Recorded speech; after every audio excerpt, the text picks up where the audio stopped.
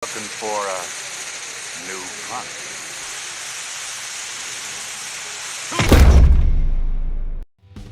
Halo saudara-saudari, bagaimana kabarnya?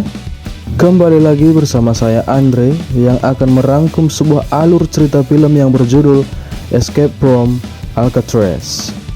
Film yang dibintangi oleh om saya Clint Eastwood, bapaknya Scott Eastwood ini dirilis pada tahun 1979.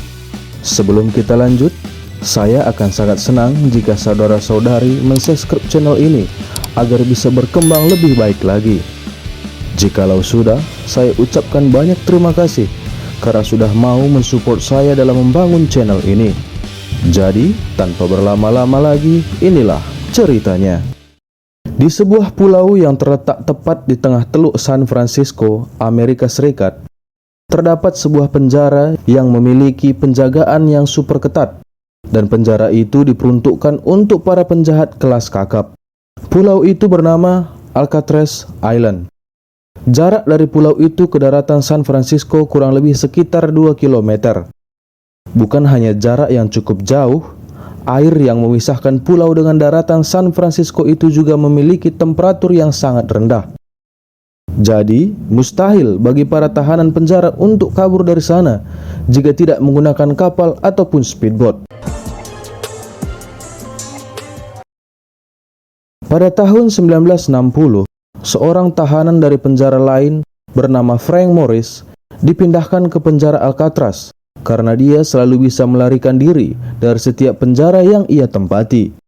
Penegak hukum berharap di Alcatraz, Frank akan kesulitan untuk melarikan diri lagi karena selain penjagaan yang sangat ketat, jarak dan medan untuk keluar dari sana sangat sulit untuk dilalui oleh siapapun tanpa adanya bantuan dari kapal seperti yang sudah dijelaskan tadi.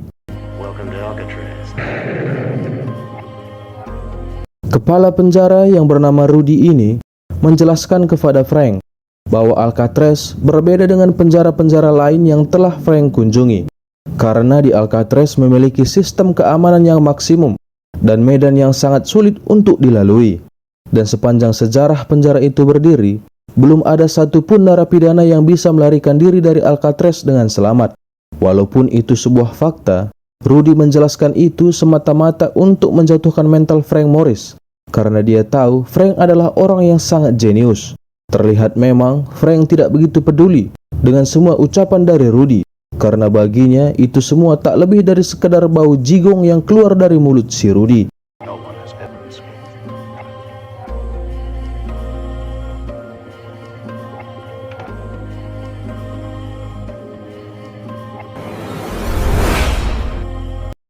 Ketika mandi bersama dengan tahanan lain, seorang tahanan bernama Wolf mencoba untuk menggoda Frank untuk menjadi pendamping barunya. Tidak seperti tahanan baru di film-film lain yang akan ketakutan ketika mendapati masalah seperti itu. Frank justru menghajar Wolf sebagai peringatan bahwa dia bukanlah orang yang lemah, apalagi belok.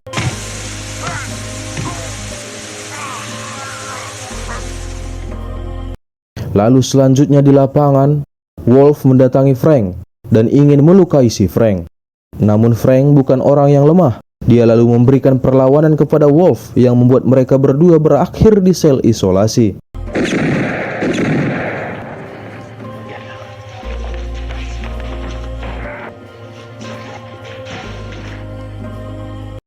Setelah sebulan berada di sel isolasi, Frank bertemu dengan Anglin bersaudara pada saat jam makan siang. Mereka bernama John Anglin dan Clarence Anglin. Mereka berdua baru saja dipindahkan ke Alcatraz karena mencoba kabur dari penjara yang sebelumnya. Lalu di kamar sel, Frank terpikir untuk mencari cara agar dia dan Anglin bersaudara bisa melarikan diri dari sana, seperti yang telah mereka bicarakan tadi. Dengan penjepit kuku yang ia curi di ruangan Rudy saat dipanggil waktu itu, Frank mencoba untuk mencongkel tembok ventilasi yang ada di selnya itu. Rupanya, tembok itu sudah mulai rapuh karena memang bangunan penjara itu berdiri sejak 1850. Lalu keesokan harinya, Frank menceritakan temuannya itu kepada Anglin bersaudara dan juga tetangga selnya yang bernama Charlie Butch. Melalui lubang ventilasi, mereka bisa menuju atap blok sel mereka. Dari sana, mereka akan menuju atap gedung melalui lubang ventilasi yang jauh lebih besar. Dan mereka akan membuat karton palsu dari segala macam kertas, lalu direkatkan dengan lem supaya kertas itu mengeras dan membentuk karton palsu. Dan selanjutnya, mereka akan membentuk ventilasi yang sama seperti sebelumnya dari kertas-kertas yang telah mereka rekatkan itu, supaya ketika ada penggeledahan, para polisi yang mengecek tidak mengetahui apa yang telah mereka lakukan. Mereka juga akan membuat manekin palsu yang menyerupai wajah mereka, supaya mereka dapat dengan mudah mengecoh para petugas yang berjaga ketika mereka sedang melakukan aksi mereka. John akan membuat rompi pelampung dan rakit dadakan dari jas hujan, karena dia bertugas di tempat pakaian penjara itu. Dan Clarence yang bekerja di barbershop akan mengambil beberapa sampel rambut yang menyerupai rambut mereka untuk membuat manekin yang lebih otentik. Dan tujuan mereka adalah Pulau Angel, supaya dapat mengecoh pihak kepolisian yang pasti akan mencari mereka ke San Francisco. Di malam harinya, Frank mulai mencongkel tembok itu sedikit demi sedikit.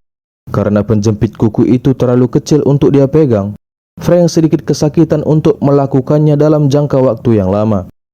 Keesokan harinya saat makan siang, Frank terpikir untuk menggunakan sendok makan sebagai alatnya untuk mencongkel tembok itu. Dia pun berpura-pura menukar sendok makanannya dengan alasan sendok yang ia pakai itu terlihat kotor. Petugas pun mengizinkan Frank untuk mengganti sendok makanannya. Dan tanpa diketahui oleh petugas, dia mengambil 2 biji sendok. Selanjutnya di kamar sel, Frank membuat serbuk besi dari koin yang ia gosok dan menyatukan jepitan kuku itu dengan gagang sendok yang telah ia patahkan. Dia lalu memanaskannya dengan api seadanya dan menaburkan serbuk-serbuk besi yang tadi supaya kedua benda itu menyatu dengan kokoh. Setelah kedua benda itu terhubung dengan sempurna, Frank kembali mencongkel dinding itu untuk menguji coba alat yang baru saja ia buat. Namun, dia hampir saja ketahuan oleh penjaga yang sedang berpatroli. Beruntung ada Charlie dengan segera memberitahukan Frank. Working nights really gets to you after a while. Yeah, we gotta try it from my side. Setelah melakukan hal yang sama setiap malam, Frank akhirnya bisa membongkar jaring besi ventilasi itu. Kini, ia melanjutkan rencana lainnya, yaitu membuat karton palsu dari majalah-majalah yang ia pinjam dari perpustakaan, lalu merekatkannya dengan lem Fox yang kecil sehingga kertas itu menjadi keras. Dia pun membentuk karton itu merupai ventilasi dan mengecatnya dengan warna yang sama dengan dinding sel itu. Setelah ventilasi dadakannya selesai, dia membuat manekin palsu dengan bahan yang sama. Dia mengecat manekin buatannya itu sama persis dengan dirinya, mulai dari rambut, alis, bibir, mata, dan juga hidung serta telinga. Tak lupa juga bekas jerawat hingga sekomedo-komedonya semua. Frank lantas menaruh manekin itu di tempat tidurnya dan pergi melalui lubang yang telah ia buat untuk mempelajari jalur yang akan mereka lalui saat hari pelarian tiba. Dan cara yang dilakukan oleh Frank itu sangatlah ampuh, karena petugas yang sedang berpatroli di sel mereka tidak mengetahui bahwa yang ia lihat di tempat tidur Frank itu adalah manekin dari Frank. Di atap blok sel mereka, Frank menemukan ventilasi udara yang cukup besar langsung menuju atap penjara itu. Namun dibutuhkan bantuan seorang teman untuk bisa memanjat lubang itu. Kembali lagi kepada petugas yang berpatroli, dia tiba-tiba merasa ada yang aneh. Kenapa Frank tidur lebih cepat dan terlihat dia sangat nyenyak. Charlie mengatakan bahwa Frank sedang tidak enak badan. Petugas itu lalu menjatuhkan tongkat miliknya yang tentunya menimbulkan suara. Namun hal itu tidak membuat Frank bergeming sedikit pun. Dia yang curiga pun mencoba untuk menyentuh kepala Frank. Dan tiba-tiba, malam selanjutnya, Frank dan John pergi ke atap blok sel mereka untuk mempersiapkan rompi pelampung mereka nanti untuk menyeberangi lautan, sekaligus mencari tahu apakah tutup ventilasi itu bisa mereka lepaskan dari dalam atau tidak. Rupanya, besi penahan tutup ventilasi itu disekrup langsung ke tembok, dan mereka membutuhkan mesin bor untuk membuka sekrup yang menyatukan tutup ventilasi itu. Di sana, mereka melihat sebuah saklar yang bisa mereka gunakan listriknya, dan hanya tinggal memikirkan bagaimana caranya mereka bisa mendapatkan mesin bornya. Lalu keesokan harinya, saat Frank bersama tahanan lain sedang bermain musik bersama, Frank melihat sebuah kipas angin kecil yang tampaknya masih bisa berputar. Dia lalu terpikir untuk menjadikan kipas angin itu menjadi mesin bor dan memesan mata bor dari tahanan lain yang bekerja di bengkel penjara. Setelah sesi bermain musik itu selesai, Frank mengambil kipas itu dan memasukkan ke dalam kotak akordeonnya supaya petugas tidak menaruh rasa curiga. Dan di malam harinya, Frank dan John kembali ke atap untuk membuka skrup itu menggunakan mesin bor dadakan yang telah mereka buat. Dan tampaknya rencana mereka untuk kabur dari Alcatraz pun akan segera terlaksana. Dan mereka pun berencana untuk pergi di malam hari pada hari Selasa. Tuesday night we go. Lalu, Rudy si kepala penjara melakukan penggeledahan di selnya Frank.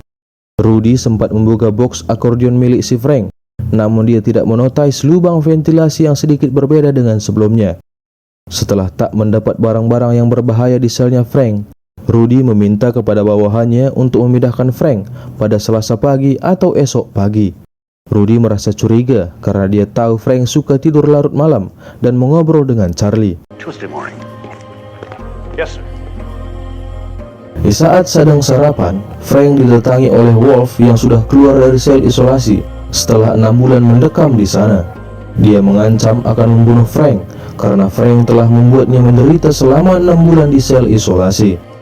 Frank yang tak ingin mati atau kembali ke sel isolasi karena bermasalah dengan Wolf, dia meminta kepada John untuk mempercepat pembuatan rakit darurat mereka pada malam nanti, karena Frank ingin pergi malam ini juga. You get the raft and the life jackets ready to go by tonight. All meet on top as soon as the lights are on. Pada akhirnya malam hari pun tiba. Frank bersama Anglin bersaudara langsung bergerak menuju atap untuk melarikan diri dari penjara itu. Tak seperti Frank dan Anglin bersaudara yang langsung pergi tanpa berpikir lama, Charlie rupanya merasa bimbang karena sepertinya mentalnya tak siap melakukan hal yang gila itu, walaupun dia sangat ingin pergi dari penjara itu. Frank dan Anglin bersaudara pun harus meninggalkan Charlie karena mereka tak memiliki banyak waktu untuk menunggu Charlie menyusul mereka. Frank dan Anglin bersaudara pun dengan penuh kehati-hatian keluar dari lubang ventilasi itu. Kita pun lalu diperlihatkan lagi dengan Charlie, sepertinya dia sudah membulatkan tekadnya untuk pergi dan keluar dari selnya. Tetapi sayang, ketika dia sampai ke atap blok sel mereka, dia tak lagi menemukan Frank dan Anglin bersaudara di sana. Dia pun berusaha sebisa mungkin untuk meraih besi ventilasi itu. Namun, sekuat apapun dia melompat, ia tetap tak dapat meraihnya. Kembali lagi ke Frank dan Anglin bersaudara, mereka bertiga mendapatkan sedikit masalah, di mana rompi pelampung milik John tersangkut dan sudah tidak bisa digunakan lagi. Tetapi itu bukanlah halangan bagi mereka untuk kabur dari sana, sebagai pembuktian bahwa mereka bertiga adalah narapidana yang paling ahli dalam hal melarikan diri, walaupun penjara itu memiliki penjagaan yang super ketat. Sesampainya mereka di tepi pantai, mereka mengisi angin rakit buatan mereka itu dengan napas mereka sendiri dan mulai mengarungi teluk itu menuju Pulau Angel untuk melarikan diri. Ketika pagi hari tiba, terlihat Charlie telah kembali ke dalam selnya dalam keadaan penuh rasa kecewa karena gagal melarikan diri dari sana. Lalu petugas yang sedang berjaga mencoba untuk membangunkan Frank karena memang sudah waktunya untuk keluar dari selnya. Namun karena Frank tak kunjung bangun, petugas itu pun masuk ke dalam sel dan ingin membangunkan Frank dengan cara kasar. Dia pun terkejut bukan main karena kepala itu bukan kepala Frank, melainkan kepala manekin buatan Frank. Dan itu adalah kekalahan besar yang sangat memalukan. Damn it, Morris, I said yep. Rudy pun mengerahkan seluruh pasukannya untuk mencari Frank dan Anglin bersaudara. Tetapi mereka hanya menemukan buku catatan milik Clarence yang dimasukkan ke dalam kantong kecil yang terbuat dari jas hujan. Rudy pun langsung menyimpulkan bahwa mereka bertiga telah mati tenggelam, karena jika barang itu sangat berharga, mereka tak akan menjatuhkannya. They drowned.